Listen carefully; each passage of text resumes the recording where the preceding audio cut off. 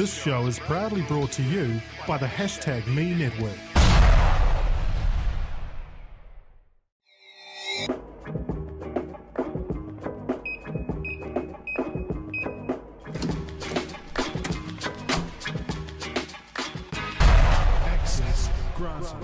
Kia ora, and thanks so much for tuning into episode 61 of Access Line. Yeah, 61. I said it. Of our Kiwi Tech and Media podcast. I'm Raj, my background's in film design, media and making things happen. And I'm Mike, and my background is explaining stuff, connecting people and getting things done. And you're here because you're a Kiwi that either works in or has a great passion for tech or media in New Zealand.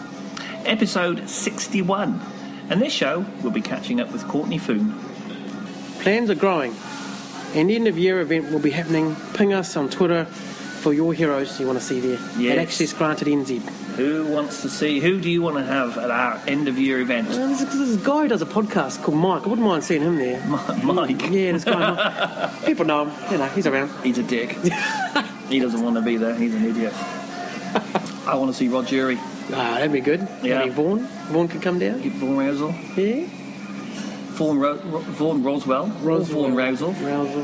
That's why I should just say Vaughan. I had someone talk to me last week about Vaughan Roswell, and I don't know who you're talking about. Roswell. I know who you think you're talking about. That guy that runs Area 51. Oh, mate, he must... Sorry, Vaughan. Yeah, you must hate that. Yeah. So where are we today? Oh, where are we recording this We're today, recording right? in the plush restaurant that is Little India. You may have guessed from the background music. I'm not sure. We're in Little India. We had a nice little... cheeky little lunch here. And Raj just pointed out I had it's only $9. I've got to say, It was awesome food. And between this is the 1st of August and the 22nd of August, it says here, for every chicken tikka masala sold, and that's what I had, they will donate $3 towards Cure Kids, which is a wonderful thing to do. Yeah. So that's Little India down here in Wellington on Blair Street. Another reason to come down now. Yeah. Food's pretty good, actually. Yes. Yeah. And no, they've not sponsored us to say that, but what the hell. Right, Courtney Foon. Let's crack into this wonderful chat. Now, Courtney she's the final entrepreneur. What a wonderful Love phrase. that word, don't we? Yes.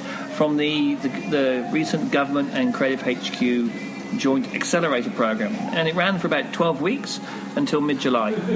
And Courtney brought certainly a massive customer-centric view to her team, and I got to say it was a pleasure to see her stick to her guns and bring the public sector team that she was working with out from their ivory tower thinking and into the real world. So enjoy the conversation we had with Courtney. All right. So here we are at Studio 1 or 2, depending on how we call it. 1B, yes. We're outside of Goldings.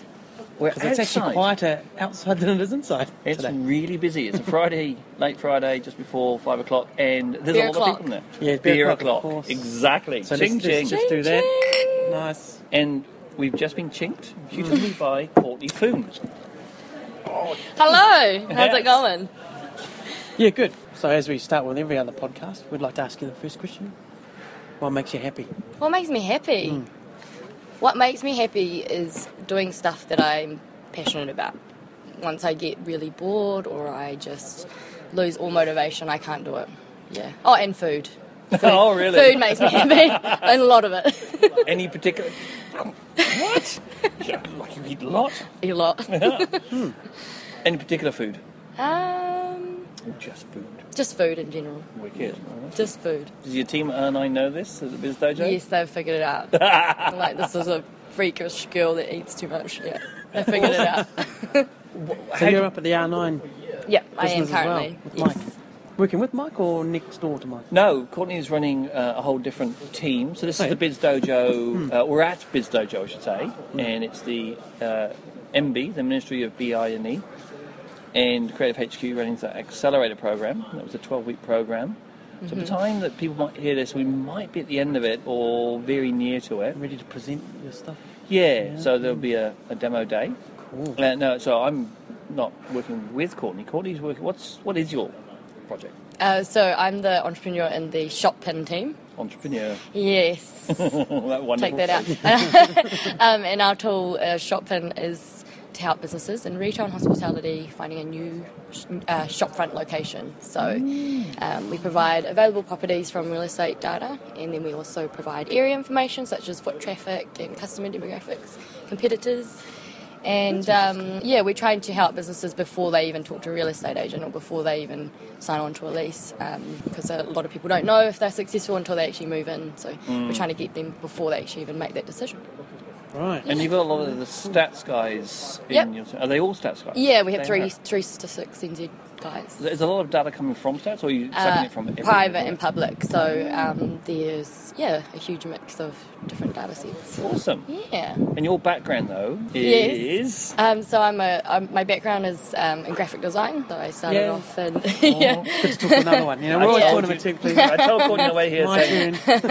Yes, so I started predominantly in print graphic design and traditional graphic design. I went to Netcol, which is where I learned my technical skill. Yep. And then went to Wycliffe, where I learned my conceptual, traditional kind of print background. Wycliffe? Wycliffe is a college, an art school in Auckland. So there's 80 people max a year and 20 people per major. So it's so I majored a fine arts degree, majoring in graphic design, and that's what I did. So then I moved into more of the digital space and headed into more marketing and packaging design, and then I moved into again marketing, events, social media, and digital graphic design. So that's where I got my experience from digital agency. Then now I'm here. Now your user experience. Yeah, now user experience is user experience design and research. And so, design thinking as well as design thinking. Underlying or underpinning all of that? So design thinking is kind of an approach to doing whatever it is that you're doing. So I guess I see myself as a designer. If you take the experience, if you take the medium out of it, you just are left with experience. So it doesn't matter what you're designing. It's about how do you create that experience of value and purposely design. So that's what I do. Cool. And you don't work for a company? No, not at the moment. So I left a digital agency to come to R9. And I see. I basically work for myself now. Yeah. Very cool. Yeah. Wow. Yeah. You launched out into it. Yeah. That's out of the dark. Out of the dark, yeah. Wow. And anything that you've worked on that we would know is you can point out and people can go, I did had that. some clients called Microsoft. Who are they? Yeah. I'm not going to talk about them. I basically worked for Provoke Solutions before this. Yes. And the agency I was with was the internal marketing team turned agency. So, we did a lot of co-branded kind of events and marketing and design. And so I was part of that. I wasn't the main designer, but I did some design work. Cool. And so how's it been? So this is a whole different, this where you are now. So you've gone from print and design into digital. Was that you always were going to do that, or just Never. I was always going to stick with print. So I had real big interest in letterpress and printmaking, and that was I still love that tangible, like ink on paper, ink on my hands type of get into it craft. Yep. But just I don't know, my interest kind of is still there in that space, in that traditional space, but as a job, I think I've actually moved away from visual design and more into UX, user experience research and design in that way. Yeah. So service design, that's kind of involved a little bit, but I focus more on the user experience of customer experience, whatever you want to call it. So that's, So more research, less making the pretty pictures. I love testing. I love going out and talking to people and have validated learning, not just like, this is pretty, I hope you like it, and let's educate you to use it. It's more like, what do you want, what is it that you need, and then go backwards. So that's how I like to do things nowadays, the world's changing, A strange world, this world. actually what the problem is and how we can solve it. Yes, yeah. Oh, very cool. I mean, thinking. And how long have you been doing that? You look so young, Yeah, so...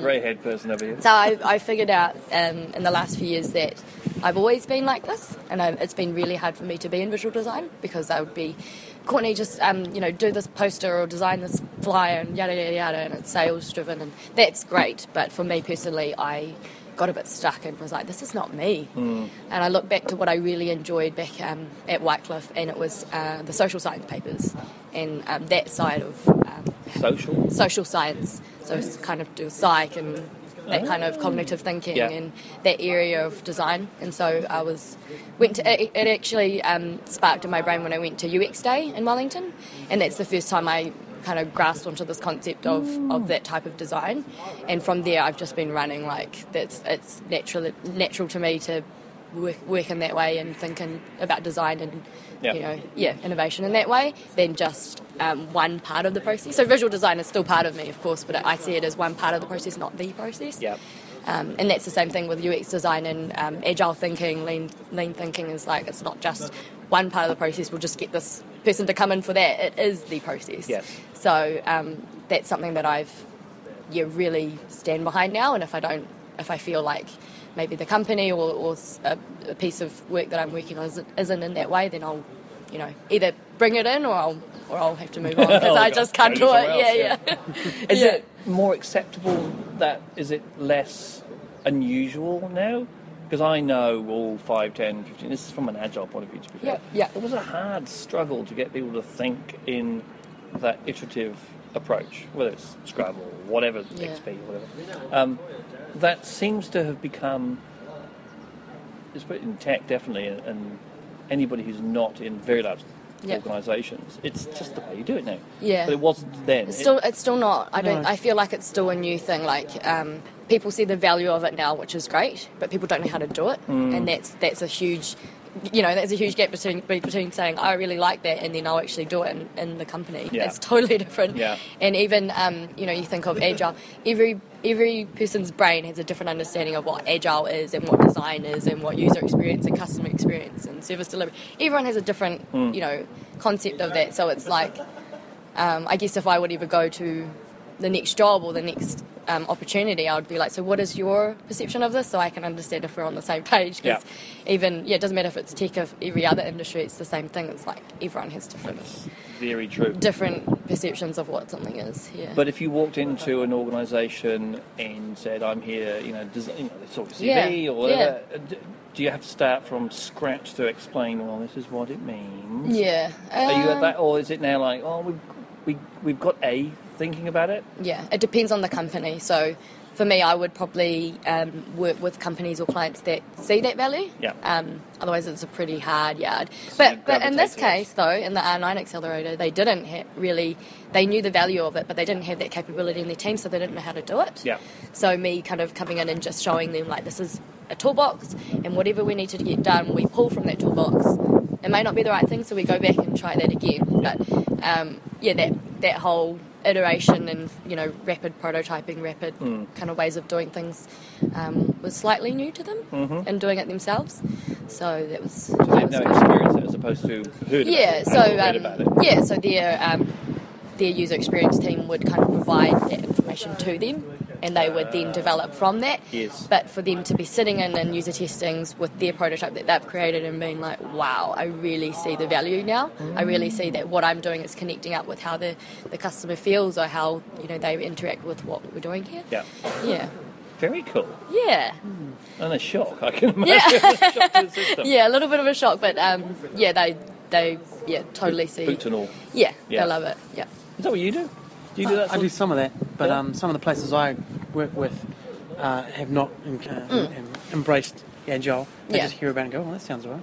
Yeah. But no one's really using it, not in a meaningful way yet. Yeah. Only a few companies. There's a few digital companies are doing it, right? Because they have developers. What's a digital company? Well, there's digital design and website builders or mobile marketers. Yeah. Those guys are using technology mainly, technology-driven marketing, right?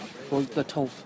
Those guys understand it because their development teams understand it. Yeah. Whereas some places that are just design companies or just media companies or advertising, they wouldn't have embraced it. No matter where yet. you go, though, and it doesn't matter if they know Agile or not, that it's a human tendency to want to be quite selfish with whatever you do. Mm-hmm. And so, like, if you're in part of a development team, like no matter if you're the designer or you're the developer or you're some part of that process, this is the whole thing of UX design is like never think about yourself. It's always the either the customer in or like the outside in type of approach, and that even if you are a UX designer, it's still really hard to be in that mindset all the time. For me, naturally, that I think more like that in terms of design than anyone else I've had discussions with, and that's why I struggled for such a long time to be a visual designer, because it was more like I know where things look, the best, and I know where things should be placed, best, and I was kind of like, well, what do they want? I'm like, I don't know, and so it would just come out as a big mess, and I'd be like, yeah, that's not what I thought I had designed. So, yeah. That's the way to be, though. You got to look at the user point of view or the customer point of view in the end. Yeah. They're the ones paying the bill. And like we were talking about before, Mike, it's just people at the end of the day. It's like it's not even a customer, it's not even your client, it's just a person. People. So how would you want a service? How would you want a product? And how would you want that interaction to be like? And you think of it. So you can think of it in a selfish point of view, I guess, if you put it in that way. Well, if you are a customer, you've got a different head on. But you got a different head on. Yeah, that's right. If you happen to be a customer of this thing, whatever this thing is being created, then it's easier, not necessarily easy, but an awful lot of time is you'll design something for, I'm not going to be a retail or hospital industry person. I'm not going to open up a bar. Yeah. Maybe. I might use your product, actually. Therefore, there's no, I'm creating, or you're creating this thing for someone that's not actually us. We're never going to use it. Yeah. And that should be the easiest flag to say, well, we need to do service design thinking or design thinking. But generally it's not still. And it's hard if you're in a team where your managers are like, that is not what I had expected. That does not look like what I thought was what we had briefed. And it's like, well, is this for you or is this for our customers? Because I'm kind of getting confused here. Yeah. And that's it. I think that's the major struggle at the moment is people, they value it, but when they actually have to implement and go, is this what I thought it was? Not for me. I'm like, I didn't design it for you. That's right, yeah. I designed it for our customer, right? And it's hard. That's hard. Yes. That's always going to be hard, no matter what, because we have clients like that too. Where it would always be hard. A survey of one, basically. They do a survey of one of themselves. This is how I'd use it. But you're not the customer. And then how do you say that? And how do you say that in a way that doesn't seem so abrupt? I've had to just do that now. You're not the customer. Yeah. It's not for you. Yeah. You may like it this way. How would I say it? No one's going to. Yeah. Well, swear words probably. Yeah, would you? You're doing it wrong. An idiot. Come out with you. Yeah, I'd love to see it. You're the expert in the room, not the and they should be listening to you rather than going, well, but I hate that word too. Just like I hate the word entrepreneur, I hate expert. There's two words I just like. Maybe it's an E thing. I don't know. There's other things. I'm going to call you the expert entrepreneur from now on. Yeah. Courtney, oh my God. The expert entrepreneur from R9. I'll pretend like I just ignore you. I just won't even. I'll be like I speak no English. I'll do that. I'll pull that one on you, and you won't know what to say. I'll tell you. Entrepreneur expert or the expert entrepreneur. Either way. Either way, it's a spew. Depends on what comes out of my mouth at the time, to be fair. Yeah. Either way, I'm going to get kicked. Way, it's a swear. Yeah. It's a swear word for hers. So what's wrong with the word expert? Surely doesn't that reflect that you know something? No, I don't like expert. The process? I don't like expert. No? I think that context, doesn't matter what you do. Like, you're a doctor, you're not an expert in everything. It's like, it's context, so, do you know what I mean? Like, you can't be an expert in everything if you're a doctor. You have to be, I do specifically heart surgery. And that's still context. Like, you're not an expert as a doctor. You're more of a... You spell it out a bit more what you're actually an expert in. You'd rather or just, literally say you're offering. That's it. Be more explicit in your experting. I don't even know what that is. Someone tell me what that is, because I don't know what that is. Niche expert? I don't know.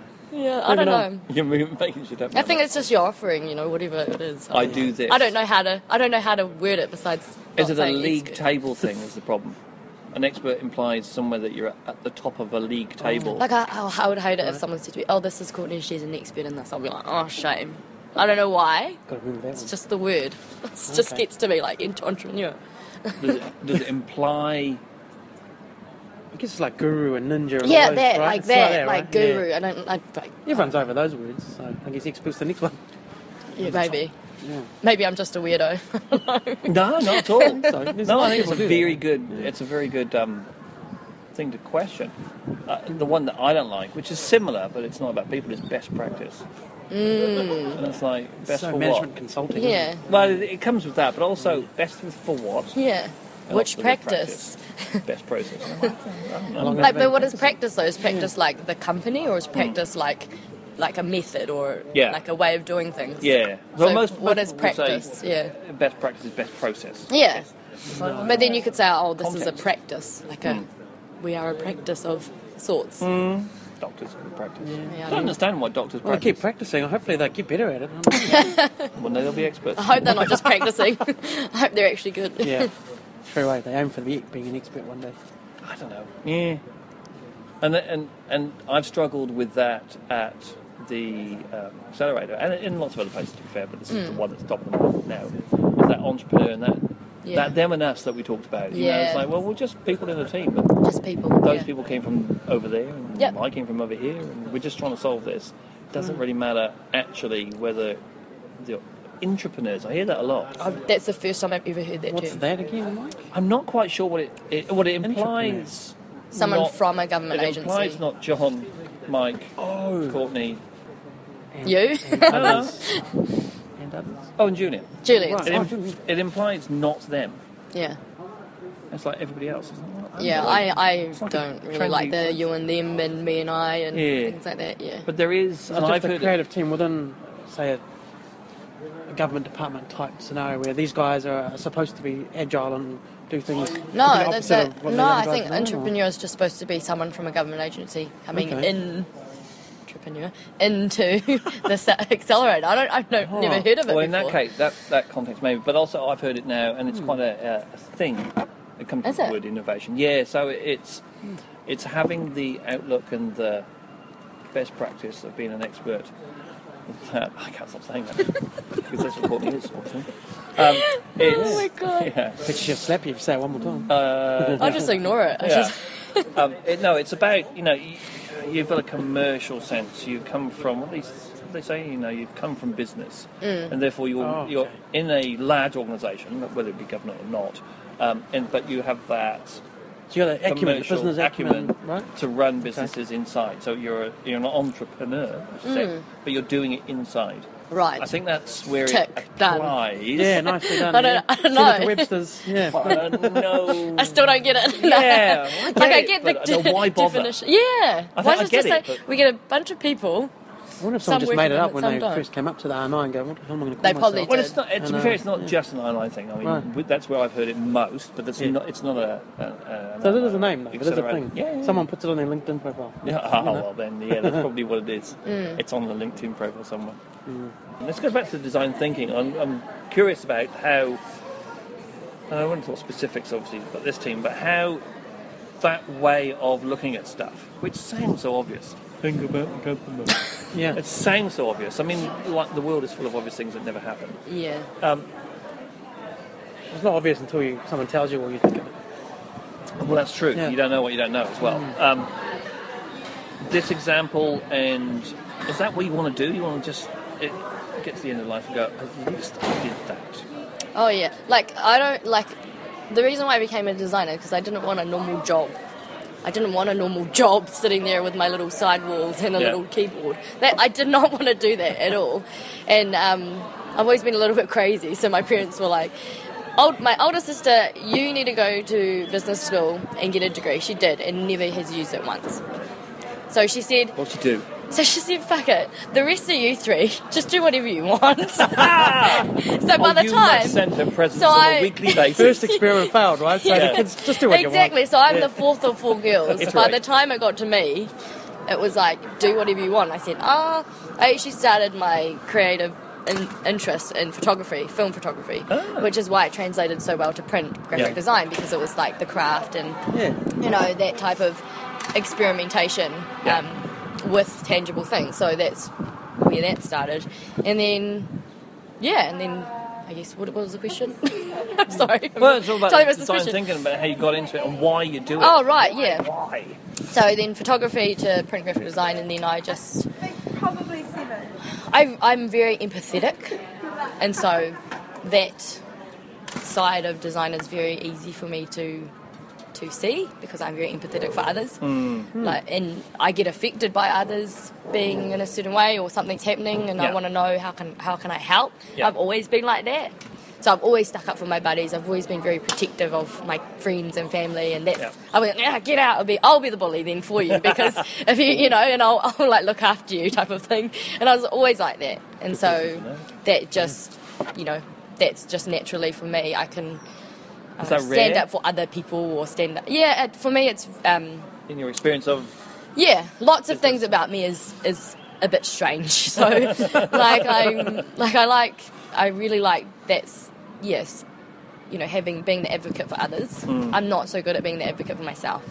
So, I don't know. Yeah, that's the downside. As long as you've got a partner or someone in your life that Yeah. is that as well, then perfect. Yeah. So I'm the advocate for others, but then I guess, yeah, like there's a lot of things I'm quite, I'm a woman and I'm quite outspoken, so sometimes that, and I'm very honest, so sometimes that, you know, can play, I don't know, either for me or against me. Do you think being a woman matters? Obviously it matters. Yeah, it's well, coming from tech, it is. Yeah. Yeah, coming from tech industry, it's a huge discussion point, and now it's not as bad as it used to be, but I think it's still something that's going to affect us no matter what. It's just the way that our you know, our history of being a woman and how that, you know, plays into how we are now. I mean, we've evolved so quickly over such a short period of time. So, yeah, I guess growing up in a family of women, I don't know anything else. That's right. It's just, Now we just need the guys to evolve quickly and we should be sweet. I haven't got another show there, mate. But design thinking and UX design I have no idea. Is there more women in that? More as in like coding and dev? Yeah. It's traditionally... across the board, I think. Across the board, there's... like graphic design is normally, I guess, more females. And in my years of graphic design anyway, was more females than males. So as a percentage? Yeah. I don't know. I don't know. Or whatever, yeah, I don't know. Yeah. I had 3 guys in my class or something. Out of 20? Yeah. Ah, and so, okay. but then across the board, like coding, design, dev, everything, it's a lot more women than there were before. So I think as well it's I think it's that because the generation now, everyone's educated. You're not just you're not the person that went to uni anymore. Everyone's educated, so you actually have so many choices that you can do whatever the if you want, basically. And if you want to be a coder, you can be a coder. If you want to, you know, and as a woman, that's something that we didn't have in our past. So once a chick gets, you know, sees that, we go for it, and then it's kind of increasing over time. So it's more acceptable now. It is more acceptable now, but a lot of people still struggle. So, like, I went to Rails Girls a few weekends ago, and it came up, and it was just a very hot topic of conversation. Mainly in tech, I think, for me personally. I've found that most people that talk about it's mainly in tech or the corporate kind of world where most CEs or C-level positions are males. Yeah. There's a wonderful Melissa Clark Reynolds. She's a New Zealand serial entrepreneur. That's her official media given title, to be fair. I don't think Mel's ever called herself I think she didn't like it, No, it's not. But, no, I don't think it's her, but someone's put up is it NZ Only Men? NZ Board Only Men or something. It's a Tumblr site, and it's just screenshots of the About page and the directors, and it's just white. I have to say, white men, actually. I've seen many of those. Yeah, and they're just putting up, one a day, here's another one, here's another one, here's another one, you're right. Have they found any that are unique, that aren't the usual posts? I suppose they wouldn't be on that site, so I don't know. Say, hey, here we found one. Yeah. Do you think tech, well, I know it's a question for both of us, all of us, is tech, is it because it's got a big problem and needs to solve, or is it because we're talking about it, therefore we talk about it, and therefore it's in our face, and I can't pick an industry. I don't know. Allspoke, we're here. I don't know, I think maybe... it's not an issue, right? I mean, I think maybe computer science. Computer science wasn't a topic that chicks were attracted to in the start, at the beginning of when uni came out. There was lots of other things that was more interesting. But maybe, maybe the other languages of HTML, CSS, the front end stuff has been more attractive to women than the back end. So as the whole industry's evolved, the girls are going, hey, I could do some of that. Yeah, and then getting involved in computer science and engineering, maybe that's pushed more people to realise, it's actually kind of cool, and I actually could do this, and other chicks are doing it now. So maybe it just started from, the interest, the topics of interest when you think about studying. Maybe it spans back there. Maybe it's something that we just in school get pushed towards certain types of subjects. Mm-hmm. But I think that the interest initially was not within computer science, probably not, because we grew up with Einstein and all these people were males. Mm. Our role models growing up weren't the same. Yep. We had females or Barbie. Boo Barbie, but Barbie, so our role models were not the same kind of role models growing up. We were playing games as mummy and daddy with making dinner, and boys were playing cars and trucks, and it's just different altogether. The way that we're brought up is just different, and our play games, like I'm going to dress up and I'm going to cook dinner. That's so normal. That's what you see, and that's so normal to what your mum and your dad do. That's it. Yeah. It just starts way back when you don't even know.